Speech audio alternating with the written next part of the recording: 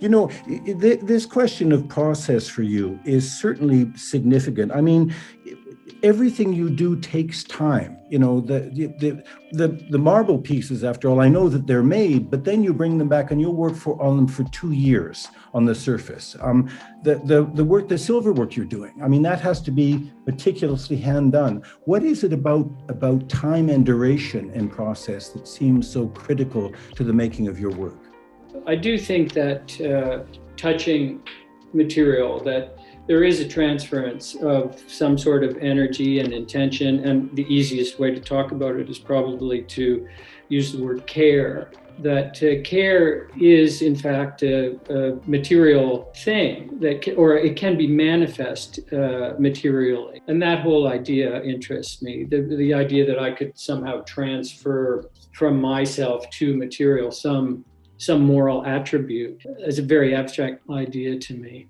I want to get to some of the work that you've made, the significant work you've made in Toronto, and there are a lot of examples of that. But before we do that, I want to talk a little bit about the show right now at Nativity Gallery, because the thing that pleases me most about it, because I know your work, is that it has works on paper.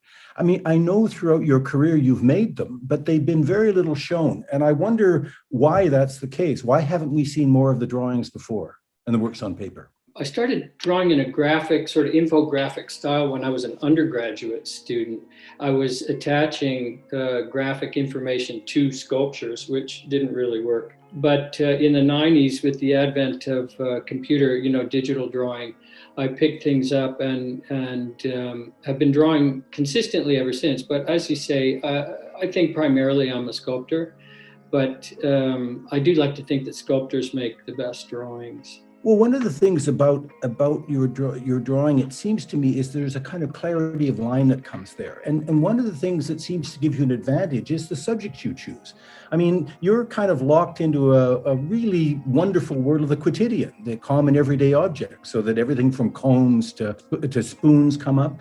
What is your attraction to those kinds of objects as the subject of your work? Well, the common as the ordinary, but the common as the shared, that's something I like to think about. But also, I spent a lot of time working with cardboard boxes that I pulled out of the trash. And I was attracted to that graphic language that's incorporated on packaging. And I think that has come into the work specifically through that direction. Boy, that immersion in cardboard was pretty interesting, because you were doing those replicas of really domestic objects, refrigerators, stoves, stereo equipment. But then, of course, you left them as discards so they could be taken away. What was your thinking behind the making and then the discarding of that body of work?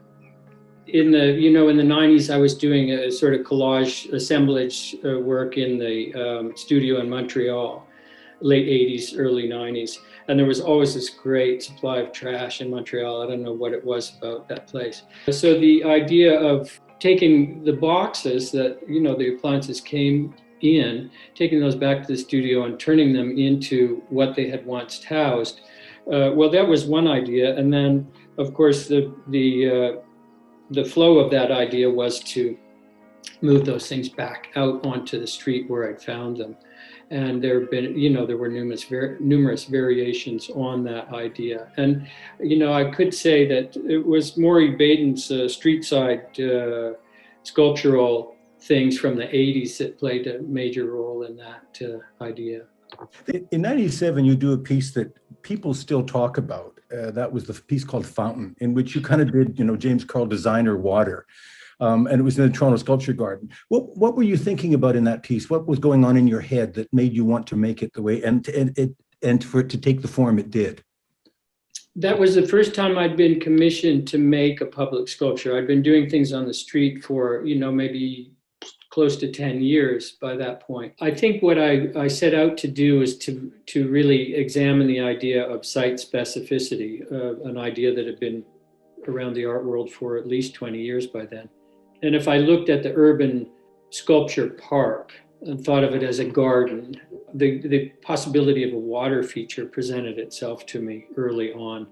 So the vending machines, in fact, those vending machines were sort of cutting edge vending technology at that time, that full frontal photo image, backlit photo image. Really, they looked like Jeff Wall sculptures sitting on the street corners.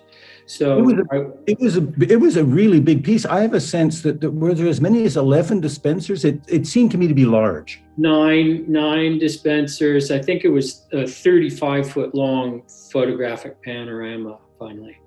Among the bodies of work, and I'm making an assumption here that you do bodies of work, but that one of the ones that I really admire are the takeouts. And they're, of course, they look like they're styrofoam, but they're not styrofoam, they're marble. You have this wonderful ability in your work to there's a discrepancy between the image and the material it's made from. You do this all the time. Your elastic bands are actually polymer clay. You use the cardboard appliances. What is it about this discrepancy that is so pleasing for the viewer, and why do you do it? I mean, why do you keep fooling us between between the object we see and what that object is made from? It's always a kind of delightful surprise. Well, I can only speculate on what brings viewer pleasure, of course, yourself included. But I'm pleased to hear that is at least one of the net results. For me, the material shift, let's say, the material translation has done different things at different times. Sometimes the replication is driven by the material. Sometimes the replication is driven by an idea. For example, the cardboard appliances were really driven by both material and idea simultaneously. Rubber bands, on the other hand, the small rubber bands, the original project was me stuck at home without a studio, which is a sort of ongoing dilemma in Toronto, losing studios, and finding some old balls of Fimo that I had around the house and doing what you do. The first thing you do with a piece of clay is make a snake, and the rubber band presented itself as an option almost immediately. I think that perhaps casting doubt or enabling doubt to enter into a viewer's mind, asking a viewer to question what it is that they know and what they think they know, those things are fundamental to what I hope to achieve. So this question of the material again, the Jealousy series, you've talked about what you call your flirtation with craft. And in one way, the Jealousy series, in which you use kind of discarded or rejected Venetian blinds, but you basically use basket weaving to make the sculptural object. So there's the craft comes up. Is this notion of craft and the making of the work fundamental to the way that you also think about the work? First thing, just a clarification, the Venetian blinds were actually built from new material. Oh, they're not discarded? No. The first set of blinds I found was discarded. And when I decided I wanted to work with blinds, I realized I'd need a lot. And so it's all new material.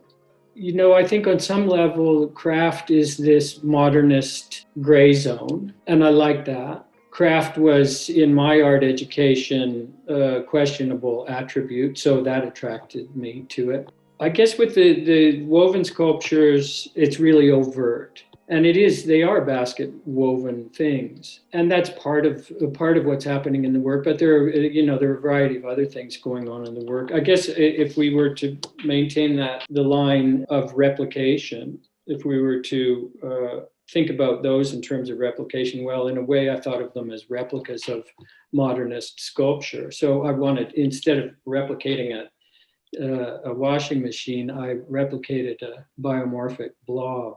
That idea you mentioned, a tradition you're within. I mean, I love the idea that you go from craft and conceptual art plays into it, but of course, so does the trajectory of modernist art. So I look at the spindles and I can't help but think of that you're doing not a variation, but that it ties me back to Brancusi's endless column and that great tradition of modernist sculpture, which you also seem to be operating within.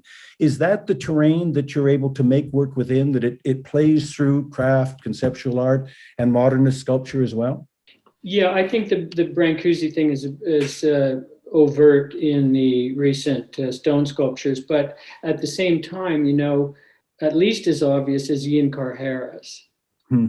the show that's up now at the gallery, there are three sculptures.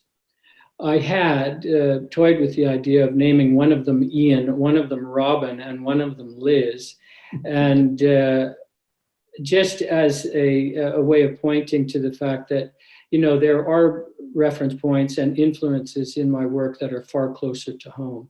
And that's Robin Collier and Liz Magor you're referring to, obviously. Of course, so it's really close to home. And I don't think you'd have a hard time figuring out who's who in there if you took a minute to do it. I could pick any number of the pieces in your show and talk about them, but one of the ones that I love, maybe it's because I'm a failed musician, but your version of the Stratocaster is so fine because you recognize the instrument, the body is there, but it also seems like some Plathonic emblem you've dug up from thousands of years ago. So it's about the contemporary, but it's also about something much older than that. Do you want the viewer to make those kinds of associations with a piece like the Stratocaster piece?